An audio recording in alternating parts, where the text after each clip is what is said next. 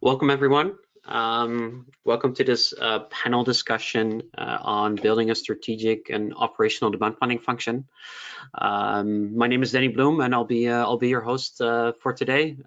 Today with me we have Jason Rood, executive consultant, and we have Darren Ricketts, S&OP manager at Wolseley Canada, and we're going to be talking about building a demand planning function within companies, whether that's manufacturing, distribution, retail.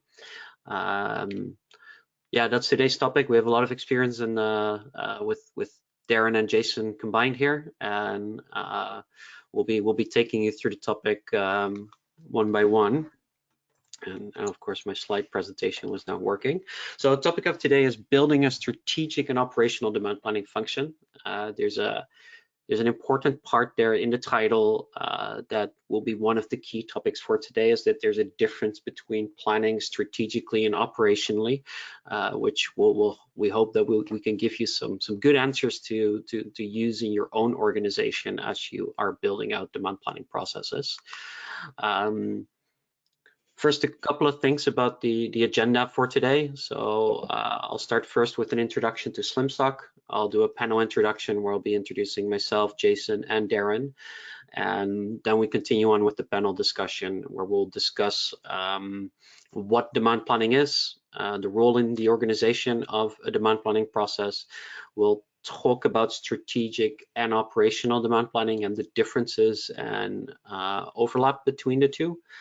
And we'll talk a bit about what are key processes, what are key stakeholders and people you need to involve, and what are key tools to use in order to get all the information you need in a demand planning process. And we'll have some time for Q&A. So if you want to add any questions, feel free to submit them as they come to you. There's both a tool where you can send chat messages or submit questions to the panelists, and at the end of the session we'll pick those up and have them answered by us.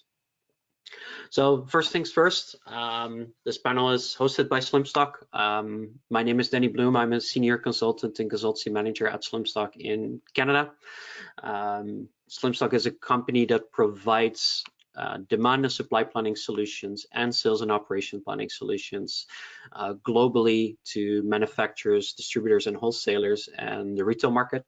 We have about 1,500 customers on board to date. We do over 250 projects a year in the inventory optimization and planning, supply chain planning space.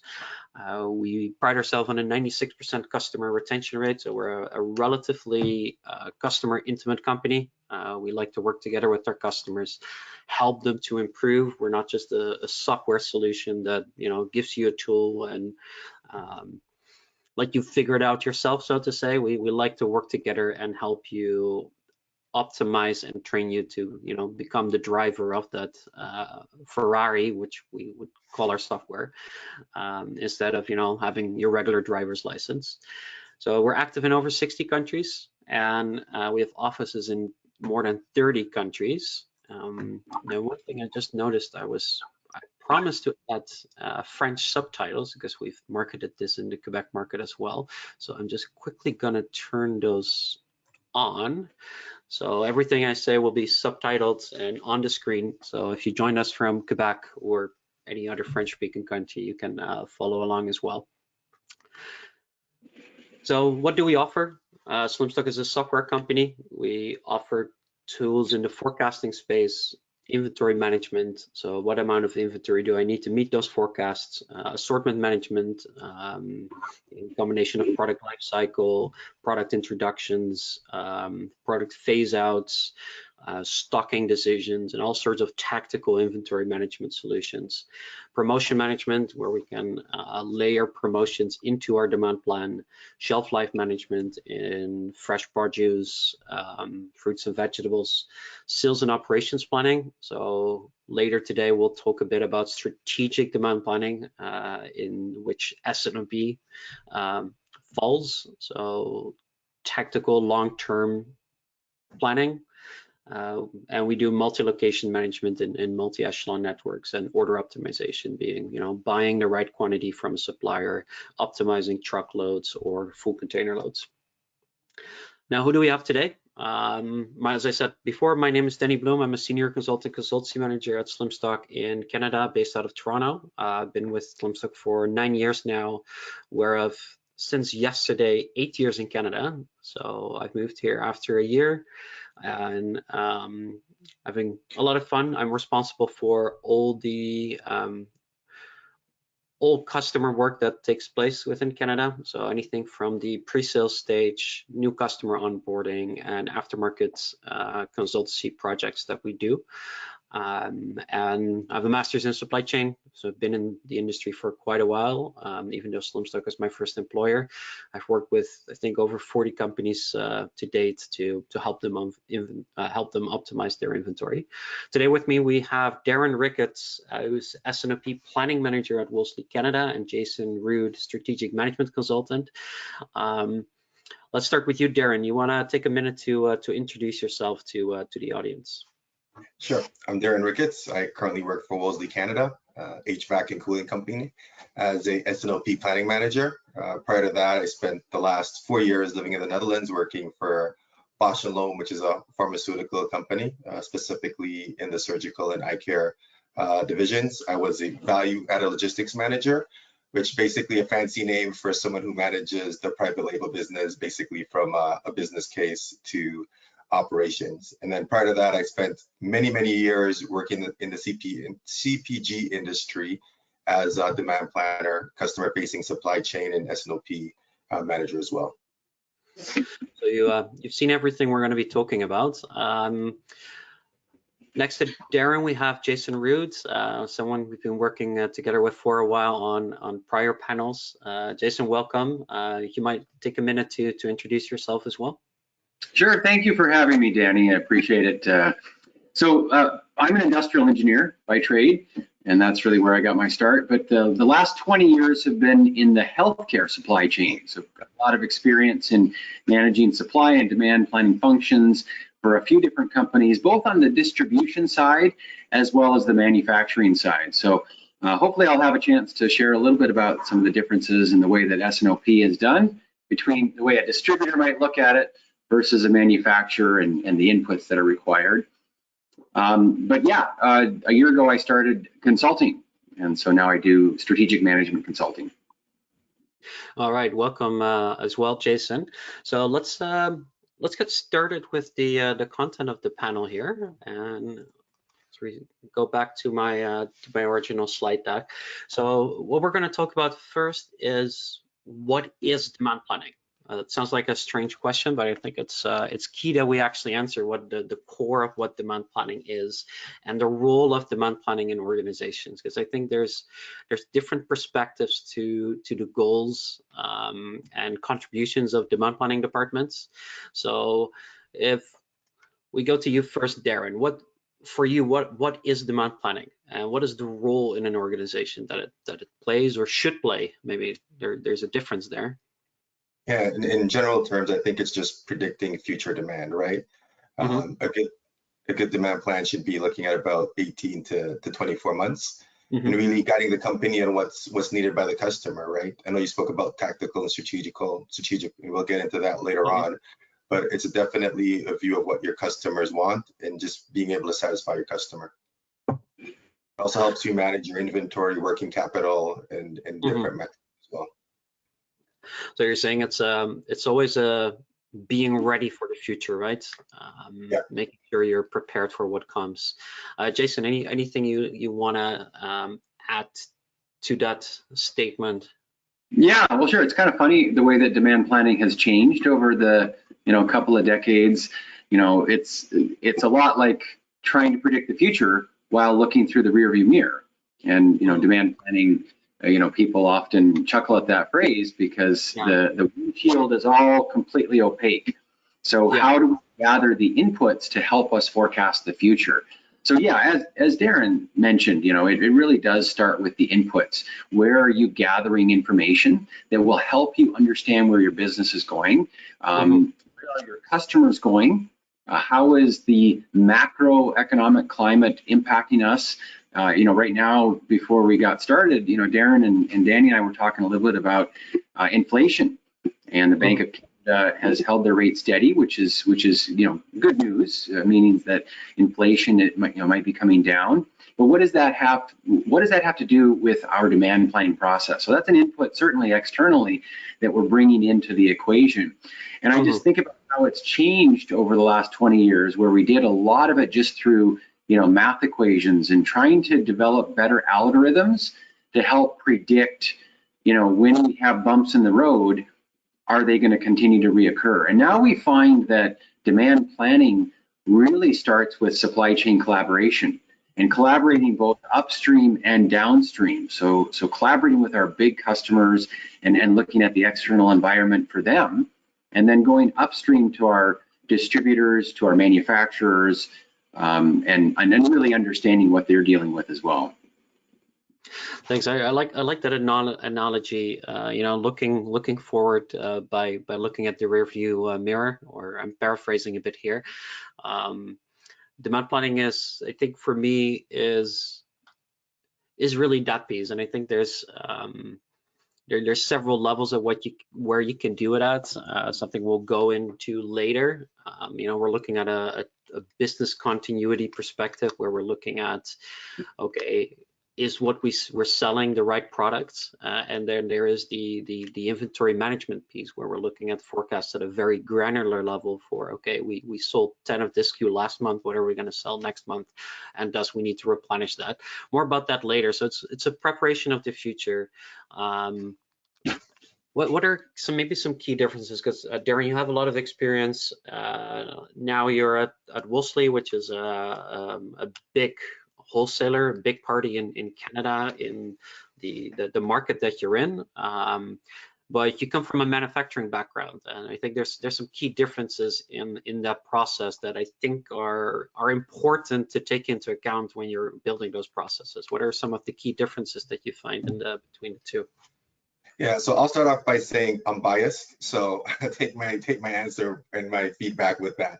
I'm biased to the manufacturing supply chain, and that's because it gives you more flexibility, really easy to switch over, really easy to adjust to what's happening in the market right now, right? Versus a distribution model where you're kind of held based on what your vendor or supplier could do for the finished goods, right? So from a distribution standpoint, if your vendor is selling you a specific product and they don't have stock, or you're not a strategic customer for them, you might not be able to get that product, right? Where in the manufacturing, because of raw material, you might have several suppliers that could supply you that raw material, and you could really react to it quickly. So again, bias to the manufacturing piece, but in a demand planning world, that's where I see the differences. It's more the control immediately, and really being able to plan at the strategic level even further from a warehouse capacity perspective, or production planning, or staffing. So that's where I really see it. It's control. Again, I'm biased to the manufacturing model versus a distribution model. I can imagine that to a certain degree. What I think I noticed, the key difference is, as a manufacturer, I think your assortment is typically much more limited, whereas a distributor has so many products, so many different SKUs that are physically so close to the customer. You're always looking at very different demand patterns and demand volume and frequency. How about you, Jason? What are differences that you notice between the traditional manufacturer, wholesale distribution, and retail? Yeah, that's kind of funny. As Darren was talking, I was thinking about my own experience at a healthcare distributor. You often feel like the tail, just being wagged back and forth and having really no control.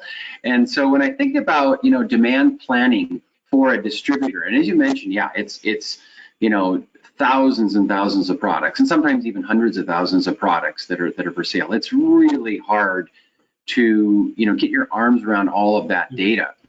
One of the things that has changed a lot for distributors are the tools that we use. So when I think about 20 years ago, when I first got started, we're using some pretty rudimentary tools, and it was very, very hard to collaborate with your customers and with your manufacturers. very hard to manage all of the data that would be useful. And today, inventory optimization software tools are so much more advanced. They really allow you to take in, numerous inputs and make the job for a distributor much, much easier.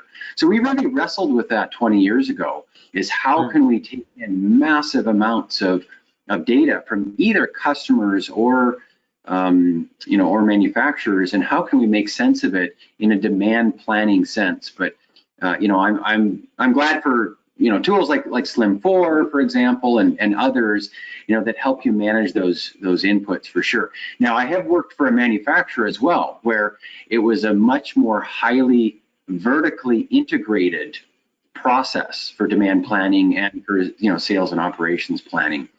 And so it was very different experience. We still had thousands of products, but there, the whole idea was that we were feeding inputs upstream to the manufacturing plant, so that our purchase orders were not taking anybody by surprise. So a little bit different analysis, but oftentimes you're still gathering the same amount of inputs. You're still gathering massive amounts of customer supplied data from both internal and external sources, and trying to make sense of it, comparing it to what your standard demand planning algorithms would do for your replenishment cycles. Yeah. I think maybe another key difference that I personally noticed between, especially manufacturing versus distribution, wholesale or retail, is, I think we already talked about it, market inputs for the manufacturer are pretty important. They're very far away from end consumer demands. But on the other hand, it actually impacts them much more. As a wholesaler, you're always looking at such a granular level that it's really hard to translate, okay, we have a 3% rise in inflation or cost or product pricing. Like, now I have this product here where we sell 5 a month out of this location. What's the impact? Like, it's very hard to quantify that, because the, if you go from 5 a month and there's a 3% drop in demand, what does that relate to? We're going to 4.8. It's very hard to make that, and you're always introducing new products, and some of them might be introduced in new locations, and it's much harder to get to that granular level of detail and model those impacts on a demand plan. Whereas as the manufacturer, you're looking at much bigger volumes and amounts of product that's shipped through, typically, unless you're doing a lot of custom manufacturing.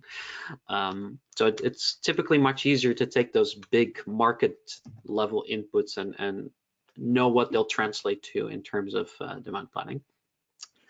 I wanted to continue. So we have demand planning as a basically being ready for the future, gathering inputs both externally and internally, and translating that into something that we can either build or procure from our vendors. So that's, I think, one of the goals of demand planning. I want to talk more about that key difference between operational to strategic planning, because I think that's where from my experience, we often see maybe confusion is the right word, of what is strategical planning, what is operational planning, and why should they be different. So Jason, maybe to start with you, what in your eyes is the key difference between strategic and operational planning, or what are they? Yeah, Danny, you've got it laid out quite nicely on the screen, in the sense that strategic planning is generally going to involve some type of capital investment. So it may be with your infrastructure, it might be growth in new territories, new sales territories, it might be new product launches, things that are going to require some support from the supply chain. And they are not just business as usual. So strategic really allows us to, and obviously you're not going to do that on a monthly basis. Strategic is, quarterly or biannually, annually, and specifically looking at where are you going to be required to invest. So then it involves the C-suite in that regard. Whereas operationally, you're looking at trying to get the right product in the right place at the right time, and make sure that your replenishment is seamless. And again, so your purchase orders aren't taking your suppliers by surprise, and that you're all in alignment with what the salespeople are doing. Now, one key thing about the operational planning and operational forecasting is that when you're going after your ordinary sales activity, new customers and so forth, that isn't really what I'm talking about in terms of strategic. Oftentimes, that is very much part of your tactical or operations plan, right? And so, this is where having tools that enable you to track business or even lost business, help you manage your demand plan on a tactical basis. Yeah, so we're looking at a C-suite strategic planning. We're looking at future things that are not really things we cannot really look at in the rearview mirror because they haven't happened to our company yet. So maybe to stick with that analogy, I like it. Whereas the operational forecast does exactly that. We're looking at SKU level planning. How much are we actually going to replenish? Darren, what do you see as the differences or maybe even overlap between strategic and operational planning? Yeah, so like Jason said, I think the strategic planning has investments in it. Definitely an executive decision further out, maybe outside of that 1-year mark, where you might need to invest in a new plant or a new line or some sort of warehouse, right? So it takes major investment, major decision. It's not part of the day-to-day business right now, right? Versus strategic, which is lower level SKU level. Operational is lower level SKU level, where the strategic might be at a category level or at a really high level, right? Just total volume. So that's the difference that I see. And then also from a strategic standpoint, those are decisions that are being made probably in the executive S&OP, in a higher level S&OP, where the operational stuff, that's more done in the different lower levels of the S&OP, whether it's just the regional S&OP or a category S&OP. Again, done at the SKU level. And no major investments, just short timeline what's happening within the year or so. Yeah, so I think to kind of add to that, what I think when we're talking, especially we're doing a demand planning webinar, so forecasting is definitely a big part of that. When we're forecasting for operational, tactical, or strategic decisions, I think we need to take it's a different approach, right? We cannot use historical sales data to model a business acquisition. That's not, of course, we would have maybe a rough idea of what products the companies were buying, but it's not really a good way to do that or to work with that approach. Then we have the tactical. I just enthusiastically hit my presenter there. When we're doing tactical forecasting, so we're looking at, okay, what's is the capacity for our DCs enough to supply what we need? We're looking at a different output of our forecast, which might also include different inputs compared to the operational forecast, which is a SKU level forecast. So if we're looking at a SKU at a location, there might be sales that we don't want to use in that forecasting process. So if we're selling project demand, if we're sort of one-off sales that we know happen all the time, but we might not want to stock for them, especially if we're looking at a store or branch level. But when we're looking at our tactical forecast or our business forecast, those are things we know will come back. So maybe I think, to kind of stay within the Wolseley world, and I know it very well, I've been working with Wolseley for a while.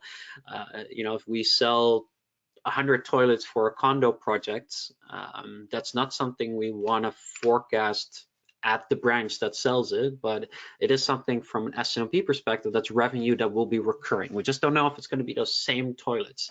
And that's, for me, is really one of the key differences we always have to take into account in operational versus tactical and more strategical forecasting, is that there's a lot of overlap in the data, but we really have to decide, okay, what is the goal that we're trying to achieve? So if we want to achieve active replenishment of on-the-shelf products, we look at a different data set than if we're looking at our revenue forecast for finance.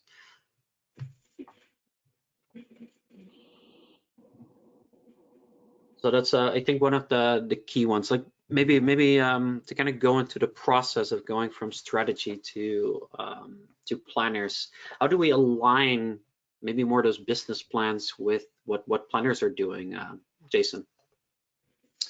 Sure. Yeah. So when we talk a little bit about sales and operations planning, there's a few leading practices that I think can really help. For me personally, being a supply chain executive, I like it when the demand planning team takes ownership of the process. Mm-hmm. For one thing, in supply chain, we really are good at holding, each other and accountable. Mm-hmm. So you have a process that is disciplined. It's one that leads to transparency between functions, which we don't always have between sales, marketing, supply chain, manufacturing, distribution, operations, logistics. So these are ways to develop that transparency and the bridges between all of those discrete functions. But I think one of the most important things it does is it creates an accountability. Mm-hmm. So when S&OP yields an unusual investment of some type, whether it's a product launch or whether it's a new customer and we're bringing in 1,000 SKUs for this customer, oftentimes demand planning is left holding the bag. I don't know if there's demand planners on the call that would feel that way. Oftentimes I've heard this from sales or marketing. Oh, demand planning, they just order too much. Really S&OP is a way to bridge that accountability, because everyone's involved in the decision. Everyone is looking at the same inputs, the same forecasting inputs, and then jointly making the decision that this is what we're going to invest in terms of inventory. And that means if the sales projections don't materialize as you would have hoped or thought, then there's joint accountability in the disposition of the inventory, whether it means that we have to discount, sell through, some other channel. So, and then that gets into the question of product life cycle. So, I look at supply chain and demand planning as being key to bridging that whole product life cycle, which includes end life. Yeah. Darren, anything you want to add to the topic about strategic and operational planning?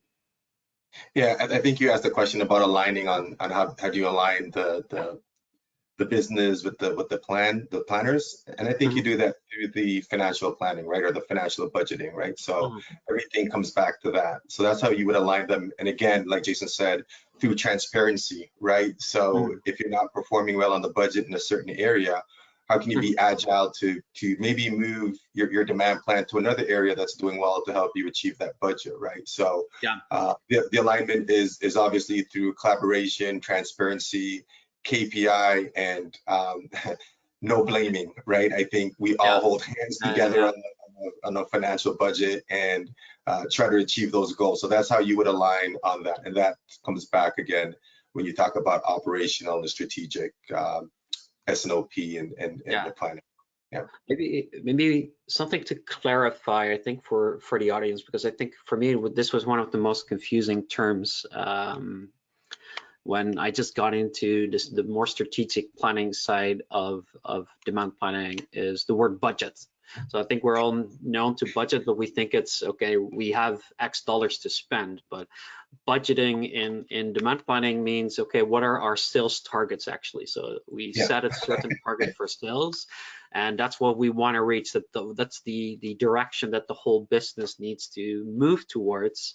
And we want to make sure that we do everything to get there. And the operational plan is a part of that, but there could be parts of the plan that are not in our operational forecast, because it could be that the goal is to replenish active inventory, but not project sales or other types of sales that we encounter. So I just wanted to clarify that it's not budget as in a constraint, it's a goal, it's a target that we want to reach. And demand planning plays a crucial role in making visible where we're going to end up according to that rear view mirror we have. And now we need to layer in that strategic plan where we where we look at other business growth objectives that do not operationally exist yet. If you're introducing new product lines, there's no SKU to put a forecast on. So we need to sort of kind of put placeholders in place to model that. So that's what I wanted to clarify. From either of you, anything you want to add to this part of the discussion? Otherwise, we can go to the next topic, which is about building a process. Well, before we get into process, I just want to mention again, how far the tools have come that really this process. And Danny, you talk a little bit about, one-time demand that 20 years ago really used to foul up our demand planning processes. It was just so difficult to take out the data and scrub it, and so the algorithms wouldn't, factor that in and believe that it's going to continue. And so yeah, it's nice to see how the inventory optimization software, does make the process so much smoother by being able to manage some of these, events that are unlikely to reoccur. Yeah. So anyway, I think the tools are interesting. One of the things that I did with a distributor is we built an app. So talking about tools, we built an app because it was a way to get feedback away from the S&OP process. It was a way to get feedback from sales reps, and it took a lot of outreach and a lot of training to get them to use the app. But once they did, they loved it because they had confidence that when they put something into the app, we would buy the inventory and make sure that it's there. So they loved having the confidence in the supply chain. What we loved in the supply chain and in the demand planning was that we had basically a 90-day feedback mechanism that allowed us to circle back with the sales reps, because invariably greater than 50% of the time the business didn't materialize as they hoped, or it was late for whatever reason. Contracts weren't signed, customer wasn't ready, they're still buying the old products and running out before they start the new. So for a wide variety of reasons, the supply chain was well ahead of the customer's readiness to buy. Yeah. And those were important points of dialogue and collaboration with sales and with customers. And so now it's nice to see how those tools are built in to the demand planning function in this modern era. Yeah, I think it's absolutely critical to have tools nowadays, especially if we're looking at supply chains becoming more, we call them hybrids. They flow every direction. We're used to a traditional model where we have a manufacturer, distributor, wholesaler, and it goes to a store, and everything in that store comes from the same DC. Whereas now we're looking at models where product can really flow in from anywhere. And without tools as a demand planner, it's really hard to follow the way or the ideal journey that a product flows through to get to the end customer. And without tools, without scrubbing off that data, whether that's through more traditional outlier methods, machine learning, or a consensus process, we're kind of helpless out there. Because as a demand planner or as somebody who's worked in demand planning, you do often find that you just look at a number and you don't always have that business context that someone in sales would have, because they are the ones sitting with the customers.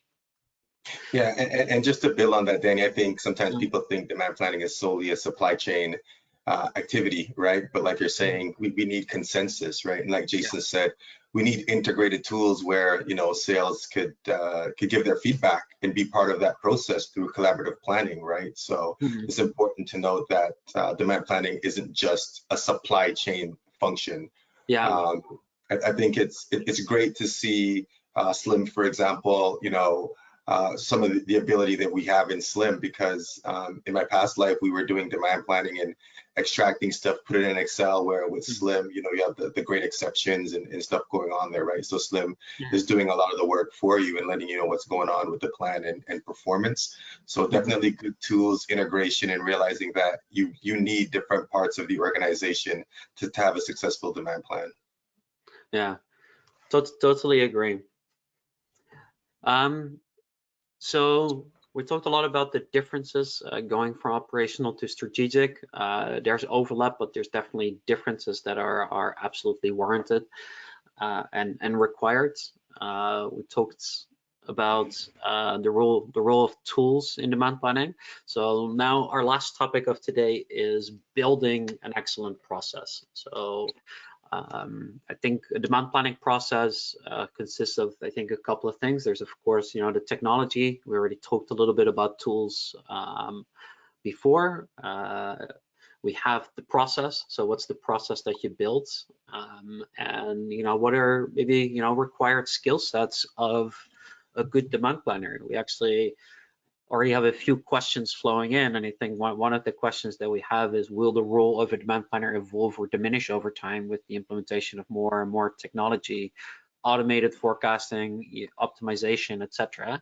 So we'll get to that question over time. But maybe to start with you first, Darren, what in your eyes is required to have an excellent demand planning process? I think it depends on the organization, right? So some organizations are, for example, in Wolseley, we're layered with category and sales. I've been in an organization that doesn't have a category team who's involved, right? So it depends on the organization and the maturity of the organization. But first, for a good demand plan, I think an organization needs structure, right? And also buy-in from leadership, because without the buy-in from leadership, you won't be able to really extend and be successful in what you need for demand planning, because you need other stakeholders, whether it's again, category, sales, logistics, warehousing, transportation. And to me, I think demand planning should be a cycle. It should be a monthly cycle that hit on specific things. So week one could be data gathering and kind of looking at the performance of how you did last month. The data gathering to be able to prepare for your meetings, your collaborative meetings with sales or category, right? To come up again with the consensus plan for the rolling 24 months. From there, you would meet with the supply planner to try to balance supply and demand there, right? And then from there you go to the executive S&OP. And to me, that's what the process should look like in coming up with the demand plan. But again, you need buy-in from leadership to be able to put all these pieces together, whether again it's purchasing, sales, to be able to drive that forward and to know the importance of what's happening. Because again, we could have the right tools and the right people, but without the market intelligence from category or sales, we're not going to be successful. We're always going to be having the wrong signal going to purchasing or to manufacturing. Yeah, you're always going to be chasing. Yeah. Jason, how about you? What do you think about how to build an excellent process? Yeah, I'd like to highlight a couple of things that Darren mentioned, that I would say I wholeheartedly agree. Darren talked a little bit about executive leadership and being involved, not just sponsoring, but actually being involved. When I was managing the Stryker Canada supply chain, we had 8 different businesses. And so we would have the general manager of each business involved in those monthly demand planning sessions. They were extremely important, and you could definitely tell the difference when a business unit director or a general manager was unable to attend those sessions, because certainly it had a different feel to it for sure. When they're involved, it really helps with the accountability. I also like, Darren kind of mentioned having a disciplined cycle, and one thing I like about doing it in a monthly sort of cycle is that you don't have to do it the same way every single month. One thing that I found really spiced things up a little bit was to create a theme for the month. Looking at obsolete inventory can be really distressing if you're doing it every single month.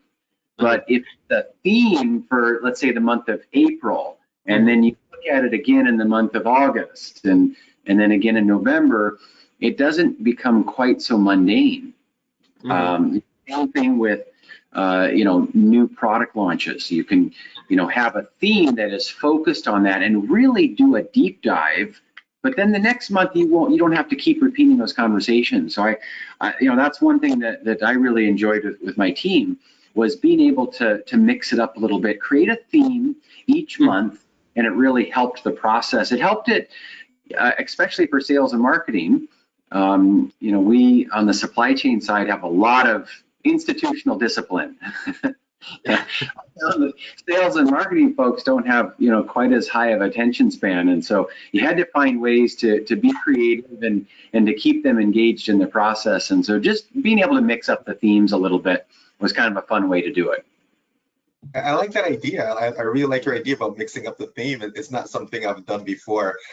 We usually kind of stick to the agenda, but I like it because even from a obsolescence standpoint, based on the business you're in, you don't need to look at obsolescence every month, and you really don't need to look at NPL, sorry, new product implementation every month, unless you're implementing something every month, which I've never worked for an organization who does that. So I like that idea of really having a theme, and really you probably get the focus you need because you're not talking about it every month. I might have to try that. That's awesome. Yeah, I really like it because I think, as Darren said, creating that focus, knowing that people don't have the time to spend, 4 days prepping that first forecast or demand review meeting. Let's focus on one thing and do it well, instead of trying to put in obsolescence, new products, and you're running assortment and its optimization. Yeah. So I think they can definitely bring a lot of benefits. So we already take out the question. I know we're not at the Q&A session yet, but I really like this question. Like, do you think that the role of a demand planner will evolve, or already has evolved? I know Jason already talked about 20 years ago. So maybe to start with your perspective, will it, beyond the change that you've already seen, will it evolve even further? And what do you envision, let's say the 2030 demand planner role to look like? I would say it's more important than ever before. It has changed in the sense that, you really wanted someone who was extremely strong in math 20 years ago, because they had to do so much of it themselves. Now we have tools that do a lot of that for us. And so now it's a little bit different skill set. It's someone who can really manage that collaboration. And so the demand planner is pivotal. It's someone who is really in the center, in the hub of the entire supply chain, and is connecting with, we say upstream and downstream, but it's more complex than that, because, Danny, as you mentioned, a lot of businesses have tentacles going all over the place. And so, a demand planner, I would argue, is more important than ever before. Mm-hmm. So we're the spider in the web, and we have to make sure there are the people that can build the web and reach out to all the different departments. Darren, what's your vision on the role as we move into an era where we have tools at our fingertips, data at our fingertips, and should have everything we mathematically need. As Jason said, we don't need the math anymore, or at least to a certain extent. Of course, I think there's still an understanding need. How do you see the role in 2030? Yeah, I really see it as a relationship role. I really see it almost as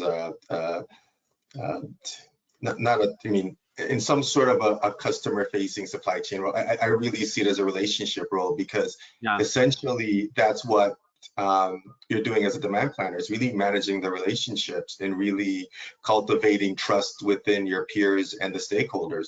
And that part of it won't go away. Yes, we'll get better tools and all this, but you'll still need someone to double check the algorithms, because sometimes this, the algorithm that gets chosen might be incorrect. So you always need someone there, but I think you're going to need someone who knows how to build relationships and also understand the end-to-end supply chain or value chain, right? It's not just someone, like Jason says, coming in and just doing the math. You're going to need someone who understands the finance piece and how that plays a part in demand planning, and the warehousing piece and working capital, and the manufacturing piece, and how we could, really adjust our forecast to really make the business better. So I think it's about the relationship and really understanding all the different departments between the value chain. Yeah. And so we're looking at I think a role that will hopefully use less mathematics, and I think that's a key here. One of the things that we often find is if you are very analytical and you love to create forecasts, work with the algorithms, it's typically not something you want to be doing and it can be very repetitive, right? And as long as we can automate that piece and the analysts can really focus on new value add analytics that will help us move the business forward rather than just executing the same analysis month over month, I think it would be very valuable, and then indeed make the demand planner an important center of the organization that gathers and works together with other departments to bring your product to market without crazy overstocking, because still I think one of the key outputs of demand planning will be that forecast that we need to replenish against or manufacture against. So we're looking at an evolving role that will be more bridging the gap between departments rather than being data driven. Maybe another question for the both of you, because I think, Darren, you were pretty adamant about, okay, it's a monthly process. Now, something I sometimes hear in the market is where, okay, monthly is not fast enough. The world is fast changing, and we need to look at this every week or every day. Why do you say no, monthly is okay? Or maybe you're not saying that, but maybe in your case it's okay. But then why would monthly be okay versus going to weekly or even daily? Yeah, so for me, I think monthly and all the businesses I've been in, monthly is okay. Because you want to balance supply and demand, right? And you want to give the supply planning team or the buyers an opportunity to really review what's happening, right? So that they could plan. Again, if we want to manage the working capital, if we have a moving target every week, it's really difficult for the supply planner to really execute, right? Again, the business is up, and then it's better to do it monthly. It gives you time, again, to really meet with your stakeholders, because from my opinion, from what I see demand planners actually becoming experts in all of supply chain and even departments outside of supply chain, right? So it really gives an opportunity for the demand planner to do their due diligence, meet with their stakeholders, and be able to, I'm going to use a term, pass that forecast to supply, right? And you can't do that every week because you're hitting a moving target, and we're not going to do it well. It also, in a monthly process, it gives an opportunity for the executives to see what's going on, and again, for us to be able to make some strategic decisions on what's happening long term, right? It's if we're doing that every week, you're first of all looking at too much data, right? And sometimes, like you're saying, it's already repetitive as it is in a monthly cycle. In a weekly cycle, I know if I had to do it, I would go absolutely nuts doing that weekly. But for businesses, I think it's better to do it monthly, again, to be able to execute a proper supply plan and to be able to adjust wherever needed. Yeah. What's your view, Jason? Yeah, monthly is certainly traditional, and that's what most of us who've grown up in the industry are used to. The challenges with monthly, of course, are the fact that not every month is the same. And so then trying to explain the quirks of the calendar and promotions that might be done in a certain month and are not likely to be repeated the next month makes it certainly complicated in the industry. I do like, however, that we have tools, supply chain tools, that do enable you to look at weekly forecasting. And while for some businesses, it wouldn't work simply because there's just way too much noise with such small sample sizes. That's what you get with monthly, is that, you get to even out a little bit of the noise that would be baked in. However, Danny, to your point, there are businesses that move really fast. And I think of retail, where, in Q4, it is really, really fast. And so being able to, forecast on a weekly basis, at least we have tools now that enable us to do that. So you say it doesn't necessarily, it depends a bit on the product that you're selling, right? It's also something I recognize. If you're in a very fashionable business that quickly ramps up, quickly ramps down, we probably might have to review things a bit more often. Whereas if it's an established product that has a lot of repeating sales that are fairly predictable, then why not stick with monthly, or maybe even slow down even further if it's very predictable. I think those are sort of it's a fair balance. We have to look at the product that we're selling to make a determination about the frequency that we're going to be planning with. I think we came to the end of the subset of questions and topics that we wanted to discuss. Anything you want to end with today, Darren? No, nothing specific. I know in terms of demand planning, I think someone on the call is thinking about getting in demand planning. I think it's a great place to be, right? Like we're saying, you get to touch a lot of different parts of the organization. Yeah.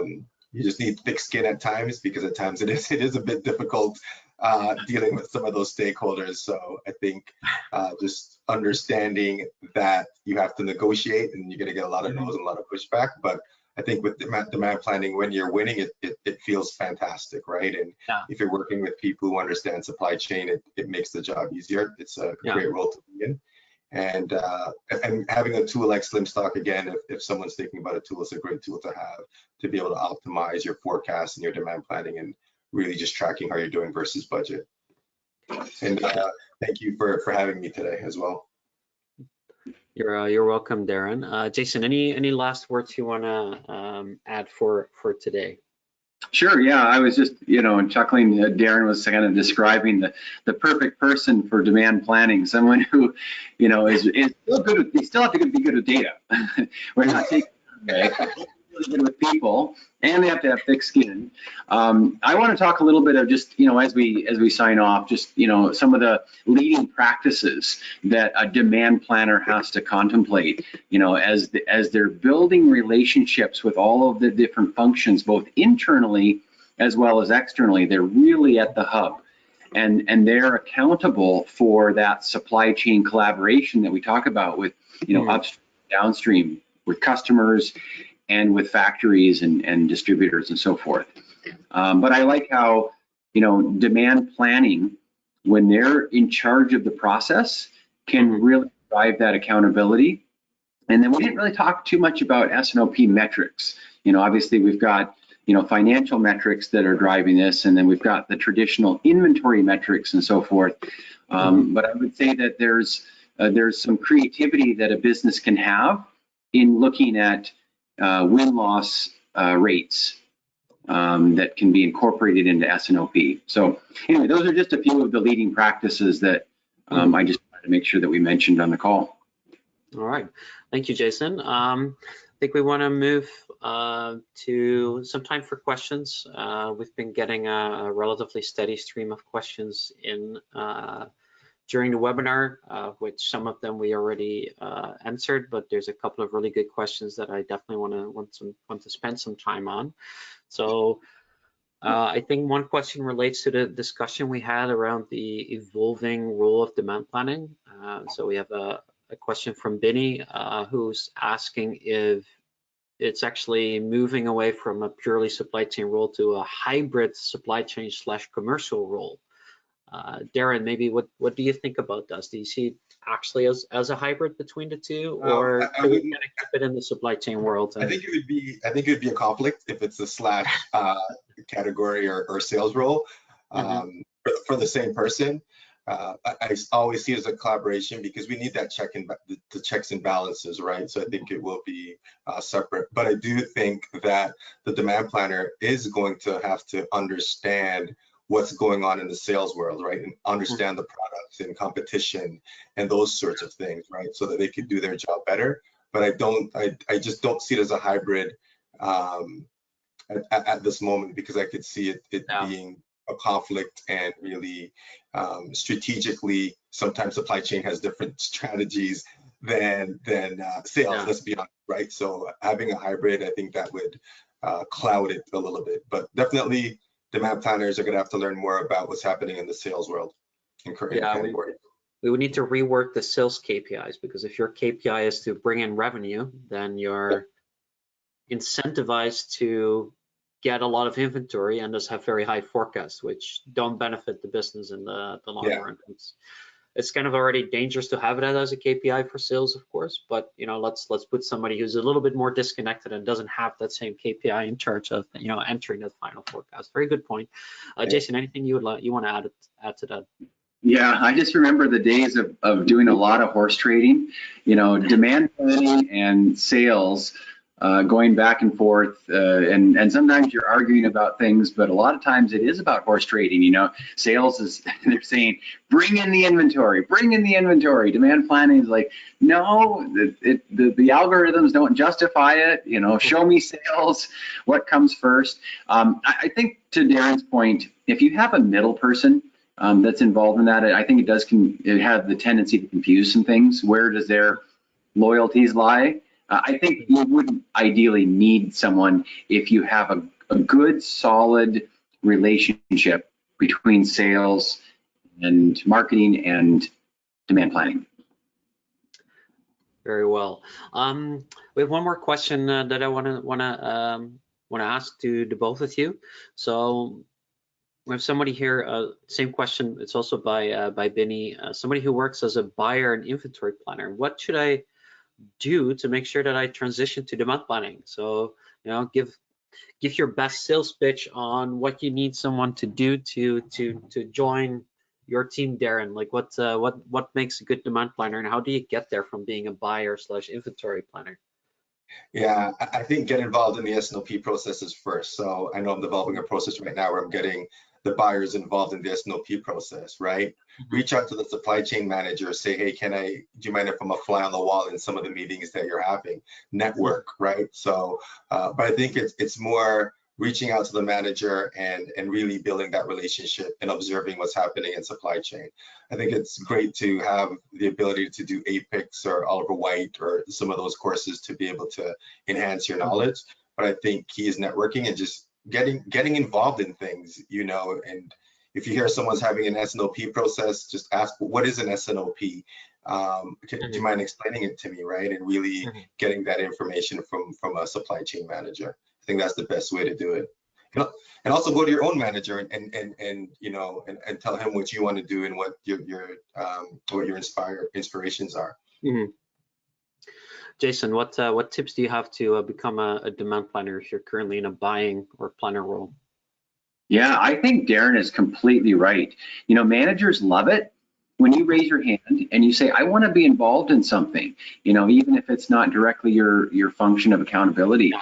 So I think Darren is completely right. Managers love it when they know that their buyers or analysts are interested in taking the next step. So I think great suggestion. Yeah. All right, thanks both of you.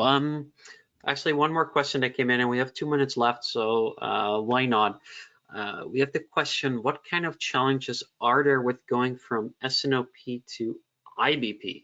So I think that kind of warrants an explanation. What is the difference between S&OP and IBP, which I think is not always clearly defined, and there's a lot of discussion among practitioners and S&OP professionals, some saying S&OP and IBP are the same.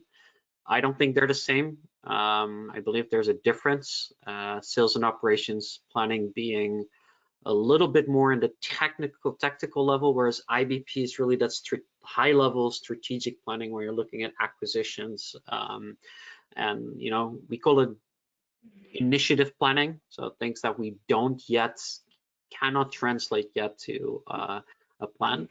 Do you see any challenges around moving from the tactical planning to the true strategic planning, Jason? Yeah, integrated business planning, if you looked at S&OP and IBP in a Venn diagram, they would intersect, because there is some middle ground where they do tend to intersect, and depending on how each company will define some of those strategic business discussions and what qualifies as a strategic investment. For some, it is investing in infrastructure, whereas others, it's just simply territory expansion. Hey, we're going to start selling out in BC. That could be a high level integrated business plan type strategy. Whereas for some companies, that's something that they would absorb in their S&OP process because, they're already in Alberta. It's just an extension. So I would say it is unique per company. But to your point, Danny, IBP generally will have a more strategic component to it where there's a capital expenditure at stake. Darren, anything you want to add? Yeah, I'll be quick. I remember when I was taking some supply chain training, the coordinator said IBP is S&OP on steroids, and it always stuck with me. I think S&OP, I think they overlap, but the IBP piece, just for time, I think there's a lot more financial planning and strategic planning in the IBP piece. So that's what I think of the difference between IBP and S&OP. All right, thanks both of you again. We'll talk very soon. Darren, thanks for your contributions. Jason, it's always a pleasure. Everyone who was on the panel or in the audience today, feel free to connect with us, add us on LinkedIn, or shoot us an email. I think everyone will get a copy of the slide deck afterwards. And again, thanks for my wonderful panel today, talking about demand planning, and see you all soon. Thank you, Danny. Take care, guys. Bye-bye. Bye.